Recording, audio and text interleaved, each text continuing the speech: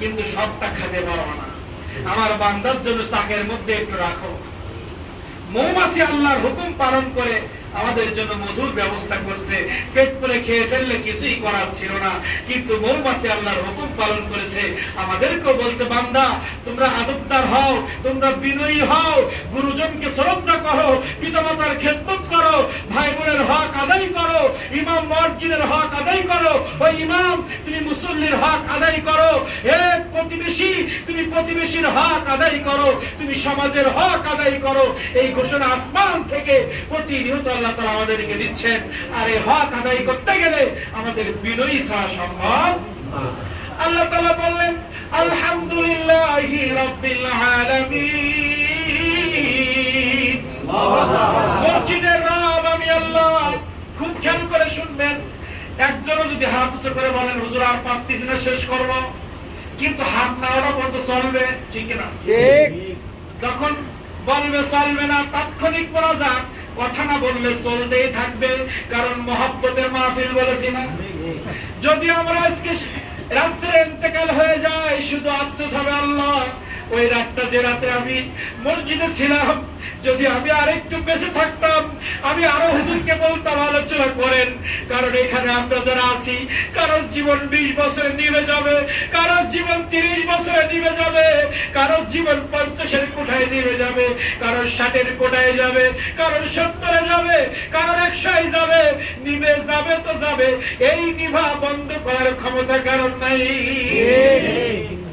এই বন্ধ করার ক্ষমতা কারণ নেই। আল্লাহ রাব্বুল আলামিন বলছে, আলহামদুলিল্লাহি রাব্বিল আলামিন। 40 থেকে 80 হাজার মাখলুক আমার পৃথিবীর জমিনে আমি মাখলুক সৃষ্টি করেছি। আমি পিঁপড়ার রব, আমি মৌমাছির রব, আমি মাছির রব, আমি মশার রব, আমি মাছের রব, আমি পশুর রব, আমি গাছের রব, আমি সূর্যের রব, আমি চন্দ্রের রব, আমি আকাশের রব, আমি বৃষ্টির রব, আমি আকাশে যে মেঘ সেই মেঘের রব, আমি জমিনের রব, আমি জমিনের উপরে যে রাস্তা সে রাস্তার মালিক, আমি জমিনের মধ্যে যে মসজিদ বানাও এই মসজিদের মালিক আমি। জমিনের মধ্যে তোমরা রাজনীতি করতে গিয়ে এমপি, মন্ত্রী, চেয়ারম্যান, পিওনো, ডিসিএসপি, এমএ, ডিসিএসপি, উপজেলার চেয়ারম্যান, ওয়ার্ড মেম্বার সহ শুরু করে পৃথিবীর জমিনে যা কিছু তোমরা সৃষ্টি করেছো, ওই প্রত্যেকটা সৃষ্টির মালিক আমি আল্লাহ রাব্বুল আলামিন।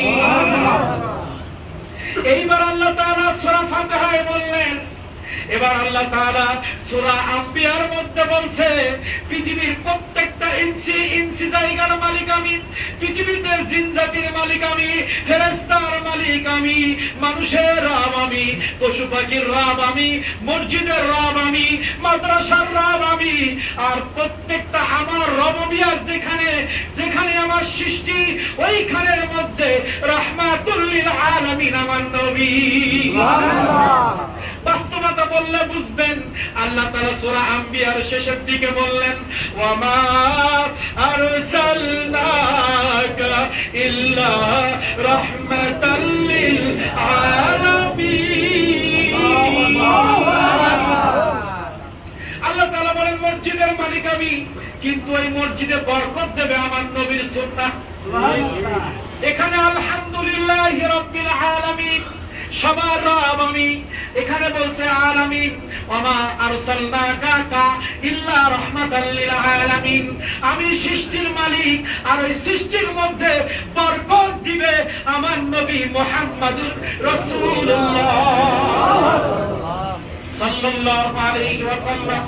একটু চিন্তা করেন, এই চেহারা, এই বডির মালিক যদি আমার আল্লাহ হয়ে থাকে, আমার এই চেহারার মালিক কে? আল্লাহ। এই চেহারার মালিক কে? আল্লাহ। এখন এই দাড়ি রাখতে নবী বলেছে না আল্লাহ বলেছে? দাড়ি রাখলে সমাজে সম্মান বাড়ে না কমে? চেহারার সৌন্দর্য বাড়ে না কমে? চেহারার মালিক আল্লাহ, চেহারার মধ্যে বরকত, সমাজের মধ্যে আল্লাহর ইজ্জত বাড়িয়ে দিল কার সুন্নাত। এজন্য আল্লাহ বললেন, তোমার চেহারার মালিক আমি, কিন্তু চেহারার মধ্যে যখন আমার নবী ঢুকবে, আমার নবীর আদর্শ ঢুকবে, ওই চেহারায় দিব। মসজিদের মালিক আমি আল্লাহ। মসজিদে সুন্নতের বাস্তবায়ন হলে ওই মসজিদে বরকত দিবে কেমনে? আপনি মসজিদে আজকে মসজিদে ঢোকার পরে গল্প, বাইরের চিন্তা। কেন চিন্তা? মসজিদে ঢোকার সময় আদব আছে কয়টা? কথা বলেন। ভিতরে কোনো গজল পাবো না, এইভাবে ওয়াজ করবো, যেদিকে নেবে সেদিকে আছে। কিছু আমলের কথা বলি নাকি? মসজিদের মালিক আল্লাহ, কিন্তু আল্লাহ তাআলা বলছেন ওই মসজিদে ঢোকার পরে তোমার শরীর শীতল হয়ে যাবে, তোমার চোখে পানি টলমলো টলমলো করবে, তোমার কলবটা থরথর করবে। তুমি যখন সিজদার জন্য প্রস্তুত গ্রহণ করবে, তোমার শরীরের ভিতরে অনুভূতি সৃষ্টি হওয়া শুরু হবে।